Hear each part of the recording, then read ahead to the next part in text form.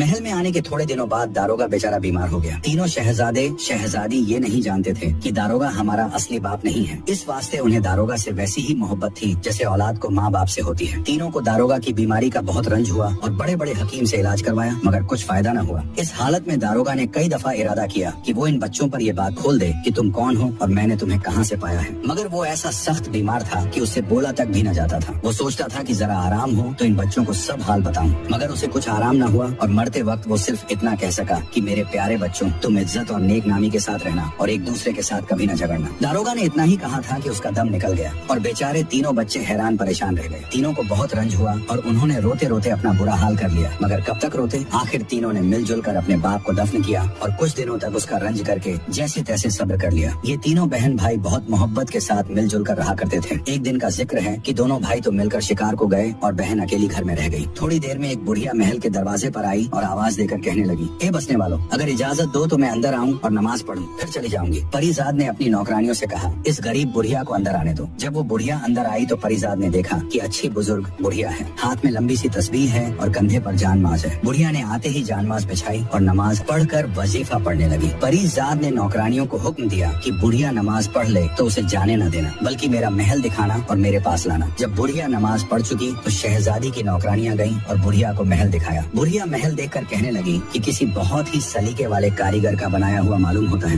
پھر نوکرانیاں اسے شہزادی کے پاس لے گئیں۔ شہزادی نے کہا، بوڑھی اماں، تم کہاں سے آئی ہو؟ آؤ تھوڑی دیر میرے پاس بیٹھ کر باتیں کرو۔ بڑھیا شہزادی کے ساتھ بیٹھ گئی۔ اتنے میں نوکرانیاں دسترخوان لائیں اور کرینے سے بچھا کر اس پر سونے چاندی کے برتنوں میں کلچے، روٹیاں اور میوے لا کر رکھے اور تشتریوں میں کئی قسم کی مٹھائیاں لا کر کرینے سے چنی۔ پھر شہزادی نے بڑھیا سے کہا، بوڑھی اماں، تم تھکی ہوئی ہو اور بھوکی معلوم ہوتی ہو، کچھ ناشتہ کرو۔ بڑھیا نے کہا، بیٹی، خدا تمہارا بہت بڑا اقبال کرے، میں نے تو اچھے کھانے کھانا چھوڑ دیے ہیں، خیر تمہاری خوشی سے کچھ کھاتی ہوں۔ آخر بڑھیا نے تھوڑا سا ناشتہ کیا اور شہزادی سے باتیں کرنے لگی۔ باتوں باتوں میں شہزادی نے پوچھا، بوڑھی اماں، میرا محل کیسا ہے؟ بڑھیا نے کہا، بیٹی، خدا تمہیں اس میں رہنا بسنا نصیب کرے، محل بہت خوبصورت بنا ہوا ہے اور سب سامان بھی بہت کرینے سے رکھا ہے۔ شہزادی نے پوچھا، کوئی اور چیز بھی اس محل میں ہونی چاہیے یا نہیں؟ بڑھیا نے کہا، یہ تم مجھ سے نہ پوچھو۔ شہزادی بڑھیا کے پیچھے پڑ گئی کہ نہیں، میں تو ضرور پوچھوں گی۔ لاچار بڑھیا نے کہا، اگر اس میں 3 چیزیں اور ہوں تو تمہارا مکان بس بہشت بن جائے اور پھر اس میں کسی چیز کی کمی نہ رہے۔